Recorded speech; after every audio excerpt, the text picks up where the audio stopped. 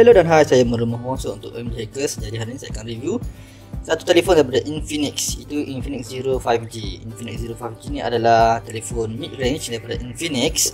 Ni adalah telefon 5G pertama diorang lah.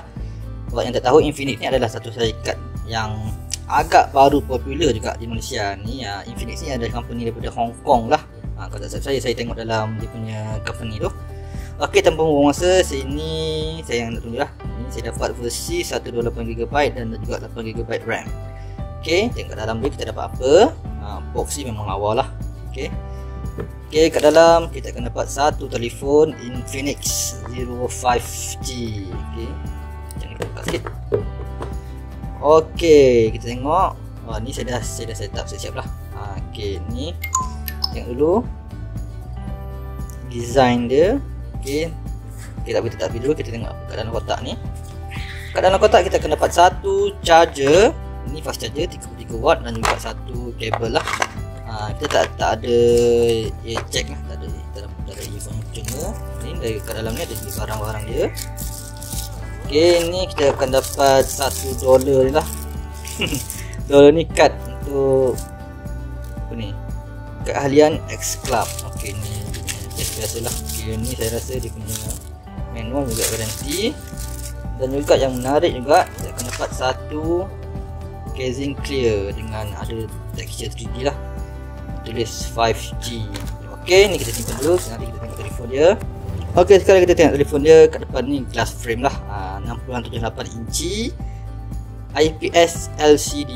Walaupun dia IPS LCD, dia ada 120Hz refresh rate yang adaptif. Kat bahagian kiri ni ada butang volume up, volume down, dan juga power button merangkap fingerprint reader. Fingerprint reader ni memang sensitif lah, laju ya.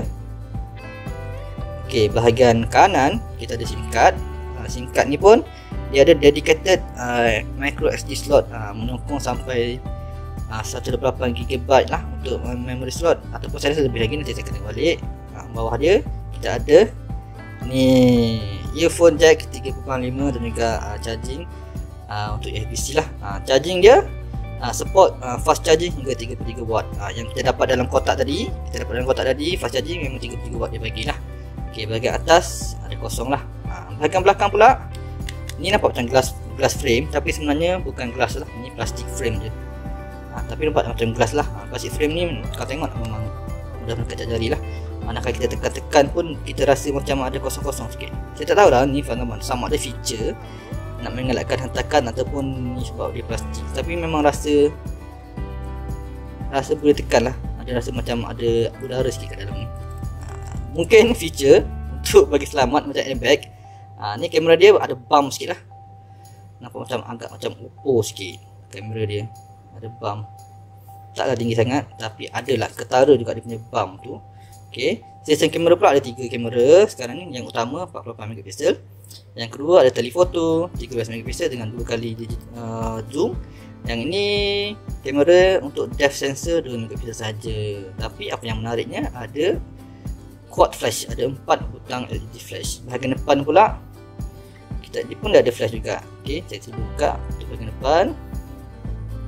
Okey, bahagian depan dia ada 2 LED flash lah. Yang depan ni saya rasa 16MP untuk kamera depan, tapi ada flash. Menarik lah untuk yang kaki selfie, saya rasa memang sesuai. Okey, tapi yang rasa agak tak best sikit sebab semua plastik lah, plastik frame, plastik bag dan juga plastik body. Okey, next kita akan tengok dia ni prosesor dia adalah guna Dimensity 900 lah, dengan proses 6 nanometer size. Bateri dia 5000 mAh. Bateri memang tahan untuk seharian lah. Kalau saya pergi kerja, saya cabut charge, dan saya balik kerja pun masih ada lagi charge, walaupun saya dah pakai Facebook ataupun dan kita main like gaming sikit lah. Itu, tapi sebab ni Infinix bagi kita low unit untuk seminggu, jadi saya tak berapa banyak saya boleh test lah. Jadi saya akan go through saja sepanjang seminggu saya guna ni. Okey, dia punya OS guna XOS. XOS kalau tanya update okey ke, bila saya dapat ni, saya check update, terus dapat update lah. Sekarang ni saya dah update kepada latest February patch lah. Bagi saya, untuk standard sekarang ni, untuk telefon yang budget agak agak bagus lah dia punya dia punya update tu, sebab ada telefon tu yang masih tak dapat lagi update untuk Februari, tapi Infinix dah ada Februari lah. Jadi kalau tanya untuk bahagian OS update, saya rasa Infinix agak okey untuk saya lah. Okey, ni yang dia bagilah, dia punya clear case tu rasa agak grip juga lah. Okey, Dimensity 900 okey ke?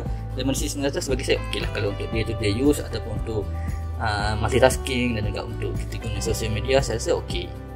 Kalau macam saya tak berapa minat dengan MediaTek, tapi lepas saya guna Dimensity ni, bagi saya okey lah, sebab Dimensity yang baru ni, MediaTek Dimensity ni kan dia buat prosesor dengan TSMC. Jadi bila dengan TSMC, dia punya power, dia punya penggunaan bateri agak cemerlang lah. Untuk gaming pun saya dah test, dan juga untuk kamera pun saya dah test.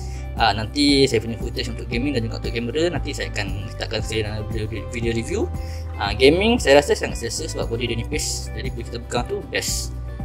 Cuma apa yang tak best adalah dia ada satu speaker saja, mono speaker. Jadi agak pelik lah untuk price range yang macam ni, ada satu speaker saja. Bagi saya kan tambah untuk stereo speaker taklah mahal sangat kos dia, tapi itulah keputusan Infinix, jadi saya tak tahu macam mana. So dia hantar kita untuk review, dan saya punya review yang saya tak suka adalah ni, stereo mono. Okey, saya tengok pula dia punya OS XOS ni satu sekali dia memang dia macam Xiaomi sikit. Dia dah split antara notification belah kiri dan juga dia punya action center belah kanan. Okey, action center dia pun ada banyak gudis-gudis je lah, benda-benda yang dalam XOS ni. Dia ada iCare, dia ada peak proof, macam-macam. Jadi kita tengok dulu ke dalam dia.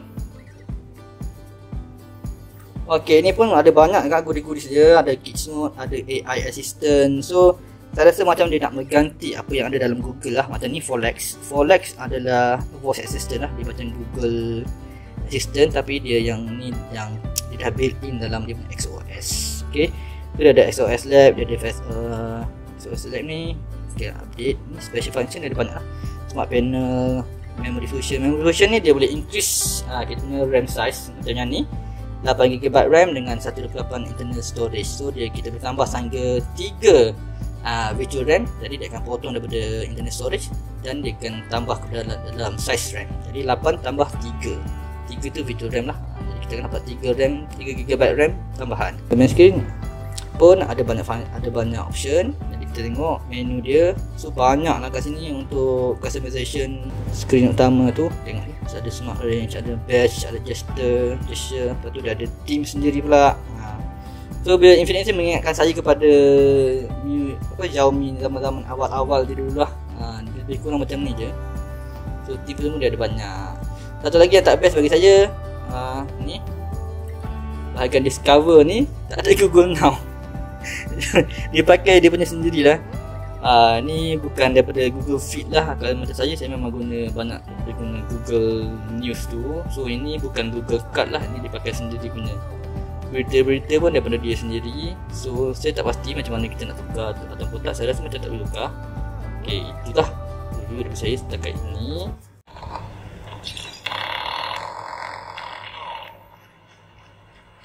Enemy inside. Sniper! Get down! Sniper! Get down! Sniper! Grenade!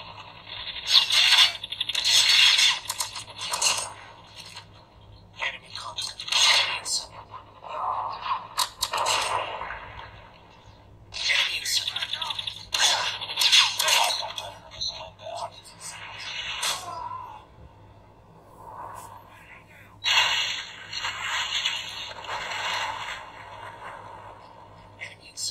Enemy inside.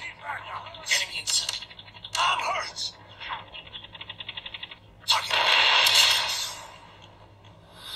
Be advised, hostile sentry gun spotted. Enemy inside. Enemy contact. Infinix Zero 5G ujian rakaman video pada 1080p 60fps. Jadi ni saya pasang dekat saya punya kereta. Jadi korang boleh tengok macam mana dia handle gambar dan juga gegaran daripada kereta tu lah. Sebab saya saja nak test tengok macam mana dia handle shake tu. Jadi tengok macam mana dia handle fokus antara cermin kereta saya juga dia punya silau matahari. Macam mana korang rasa, puas hati ataupun tak puas hati? Video ni nanti saya akan masukkan dalam video review lah. Korang juga boleh nilai sendiri macam mana cara dia tangkap bunyi dan juga suara dalam kereta dengan bunyi suara saya. Infinix Zero 5G ini pula ujian rakaman video 1080p menggunakan mod Ultra Steady On. Ultra Steady ni adalah nama yang diberikan oleh Infinix untuk EIS, Electronic Image Stabilization. Bila kita on EIS ni, dia akan limit lah kita punya resolusi rakaman video tu kepada 1080p 30fps sahaja. Jadi kalau boleh tengok macam mana, adakah ada perubahan ataupun tak ada perubahan dengan gegaran pada rakaman video ni. Dan juga boleh tengok macam mana fokus dia, adakah semakin baik ataupun semakin buruk pada pandangan korang semua berbanding dengan 1080p 60fps tanpa mod Ultra Steady. Infinix Zero 5G ini pula adalah rakaman maksimum, resolusi maksimum pada Infinix Zero 5G lah untuk rakaman video adalah pada resolusi 4K 30fps sahaja. Jadi dia tak boleh rakam sehingga 8K ataupun 4K 60fps, hanya pada maksimum resolusi 4K 30 frame per second sahaja. Jadi tengok macam mana dia cara dia handle fokus. Katanya saja nampak macam antara 4K dan juga 1080p Full HD tu, bila pada resolusi 4K nampak fokus dia agak bermasalah sikit lah. Tapi bagi saya masih lagi boleh digunakan, cumanya bergantung kepada pandangan masing-masing lah untuk kamera ni. Infinix Zero 5G shooting sambil pegang kat tangan, berjalan 1080p 60fps tanpa EIS. Ini dalam low light. Infinix Zero 5G shooting dalam low light dan sambil pegang kat tangan menggunakan Ultra Steady Mode On, ini dengan EIS. Infinix Zero 5G dalam resolusi 4K 30fps shooting dalam low light dan sambil berjalan. Untuk harga tiga ni saya tengok 1069. Bagi saya Infinix Zero 5G ni ada beberapa feature yang kita susah nak tolak untuk user-user yang tertentu. Contohnya ni, yang pertama, kamera utama 48 MP dan juga kita ada telefoto 13 MP dengan 2 time zoom, 2 kali ganda zoom, dan juga satu lagi kita ada quad flash kat belakang. Kamera depan 16 MP pun ada LED flash. Jadi untuk yang suka selfie, bagi saya memang best lah. Ataupun yang suka buat recording dengan kamera depan, bagi saya memang sangat berguna flash depan ni. Yang kedua, kita ada powerhouse dia lah, SoC dia pakai Dimensity 900. Dimensity 900 ni memang best bagi saya. Kalau untuk main game, Dimensity pun memang difokus untuk main game lah. Saya main COD Mobile untuk setengah jam tu tak rasa lagi dia punya panas dia. Berbanding dengan saya punya Mi 11 Pro yang pakai Snapdragon 888, bagi saya Dimensity 900 ni lagi baik lah handling dia punya thermal throttle dia. Seterusnya ni side fingerprint dia pun memang sensitif, saya sangat suka lah. Cepat je kan. Cumanya apa yang saya yang tak best saya cakap tadi, nombor satu sekali dia ada mono speaker, nombor dua skrin ni adalah hanya sekadar IPS LCD lah. Tapi ada kelebihan juga, 120Hz adaptive refresh rate, juga dia ada 3.5 jack lah, audio jack. Jadi kalau yang nak main game tak suka mono speaker ni, boleh plug in korang punya earphone lah. So boleh rasa lah kiri dan kanan dia. Kalau kita main game tanpa earphone memang susah sikit lah, sebab gaming ni ada satu je speaker, tapi speaker dia memang kuat juga. Untuk footage lain, saya footage main gaming dan juga saya punya test kamera, nanti saya akan upload sekali dalam video ni. Setakat itu saja review daripada saya. Moro-moro untuk Infinix Zero 5G setakat seminggu saya guna ni. Jadi kalau tanya saja sesuai ke tak, berbalik ke tak beli, bagi saya itu terpulang pada masing-masing lah. Kalau kita nak tengok kepada spek sahaja, saya rasa untuk harga range ni dan juga Dimensity 900, ada lagi beberapa telefon lain yang dari kategori budget. Tapi bagi saya untuk Infinix Zero 5G ni, walaupun dia spek tak segah mana, tapi bagi saya skrin dia agak sensitif lah. Dan juga ada beberapa feature yang susah untuk orang lain nak beat. Macam ni telefoto ni, saya rasa untuk pricing macam ni tak banyak yang bagi telefoto, dan juga bagi quad flash ni lah. Cuma itulah adalah pro and contra dia.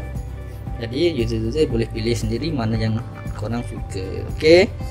Itu saja saya, musuh. Bye.